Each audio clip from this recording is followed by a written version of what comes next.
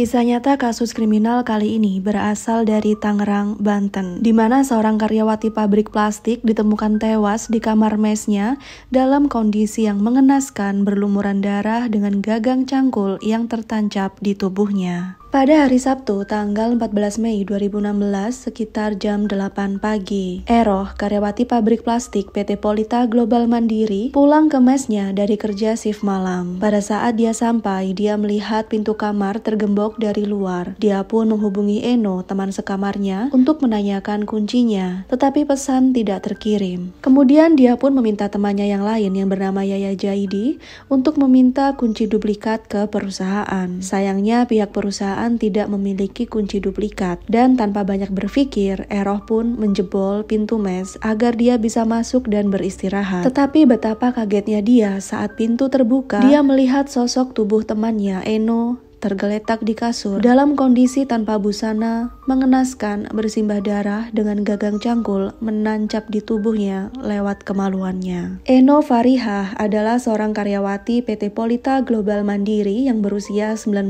tahun. Dia merupakan anak seorang guru SD, ayahnya bernama Pakri dan ibunya bernama Ibu Mafudo. Baru 6 bulan dia bekerja di PT Polita Global, dan untuk sehari-harinya dia tinggal di mes perusahaan yang terletak di Jalan Raya Perancis, Pergudangan 8, Desa Jatimulya, Kecamatan Kosambi, Tangerang, Banten. Menurut ibu dan tetangga rumahnya di Kampung Bangkir, Kabupaten Serang, Eno adalah anak yang mudah bergaul, baik, dan rajin mengikuti pengajian di musola dekat rumahnya jika dia pulang. Sepengetahuan ibunya, Eno masih fokus untuk mengejar cita-citanya, dan dia fokus untuk bekerja, serta dia juga belum mempunyai pacar. Bahkan menurut ibunya, teman-teman Eno semuanya adalah wanita. Lalu pertanyaannya, siapakah yang tega menghabisi nyawa gadis muda ini dengan begitu kejam? Kita lanjut ceritanya. Hanya dalam waktu 1 kali 24 jam, polisi berhasil menangkap pelaku yang berjumlah 3 orang, di mana salah satunya masih di bawah umur. Dengan melakukan olah TKP berulang-ulang, mewawancarai 22 saksi, mencari alat bukti dan fakta-fakta yang ada di TKP, seperti jejak kaki dan sidik jari di mana-mana, akhirnya polisi menangkap Ral, 15 tahun, Rahmat Arifin, 24 tahun, dan Imam Hapriyadi, 24 tahun. Pada hari Sabtu, tanggal 14 Mei, pukul 2 siang, polisi menangkap Rahmat dan menggeledahnya di mesnya yang juga satu lokasi dengan mes Eno. Kemudian Ral ditangkap pukul setengah 12 malam, dan Imam ditangkap keesokan harinya pada hari Minggu, jam 2 siang, di rumah saudaranya di kawasan Tangerang. Sebulan sebelum kematiannya, Eno bertemu dengan Ral, pria berusia 15 tahun yang saat itu masih duduk di bangku kelas 2 SMP. Mereka bertemu di jalan, saling tertarik, bertukar nomor handphone, dan kemudian intens berkomunikasi lewat SMS. Ral melancarkan jurus rayuan mautnya dan mengungkapkan perasaannya kepada Eno, di mana Eno pun memberikan sinyal positif kepada Ral. Sejak awal kenalan, Eno tidak pernah memberitahukan kepada Ral kalau nama aslinya itu adalah Eno, melainkan dia mengaku namanya adalah Indah. Oleh karena itu, Ral mengenalnya sebagai Indah. Eno dan Ral akhirnya janjian untuk bertemu di mes perusahaan di mana Eno tinggal pada hari Kamis tanggal 12 Mei 2016. Namun, Eno meminta Ral datang pada tengah malam agar tidak diketahui satpam atau penghuni kamar lain. Untuk bisa masuk ke kamar Eno di mes PT Polita Global, Ral harus melewati pintu besi di samping bangunan yang langsung terhubung dengan gang musola. Sebelum Ral datang, Eno sudah membuka pintu tersebut tanpa sepengetahuan satpam dan penghuni lain. Selain itu, Eno juga tidak mengunci kamarnya, dan Eno berpesan kepada Ral agar langsung masuk saja. Ral pun mengikuti instruksi dari Eno. Dia lantas masuk ke kamar Eno sekitar pukul setengah 12 malam. Saat itu para penghuni mes sudah terlelap tidur sehingga mereka tidak mengetahui kedatangan Ral. Saat Ral masuk ke kamar Eno, dia menyaksikan gadis cantik itu hanya mengenakan celana pendek dan tank top.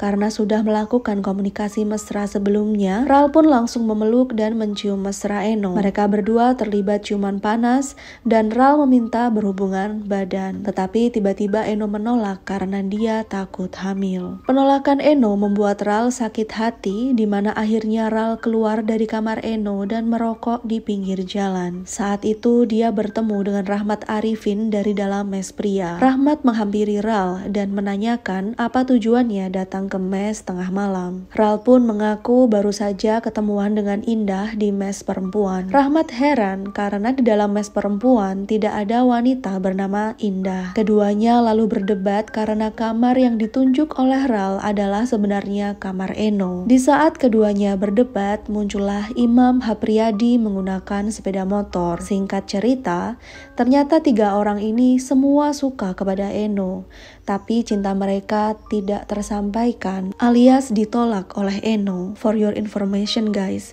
Eno ini mempunyai paras yang cantik, sehingga banyak pria yang tergila-gila kepadanya, khususnya pria-pria yang bekerja sepabrik dengannya. Tetapi Eno tidak pernah menanggapi mereka, termasuk Rahmat dan Imam. Rahmat lantas menantang Ral masuk lagi ke kamar dan membuktikan jika Indah yang dimaksud adalah Eno. Mereka bertiga masuk ke mes wanita dan langsung ke kamar Eno, di mana saat itu Eno sedang tertidur. Rupanya benar, Indah yang dimaksud Ral adalah Eno. Rahmat yang sebenarnya juga suka kepada Eno, badannya bergetar melihat Eno tidur dengan celana pendek dan tank top. Entah dimasukin setan dari mana, dia pun menyuruh Imam untuk membekap wajah Eno dengan bantal agar tidak bisa teriak, dan kemudian dia memperkaos Eno. Tak hanya itu, Rahmat juga menyuruh Ral pergi mencari pisau untuk menghabisi nyawa Eno. Ral pun pergi ke arah dapur yang terletak di samping kamar. Namun dia tidak menemukan pisau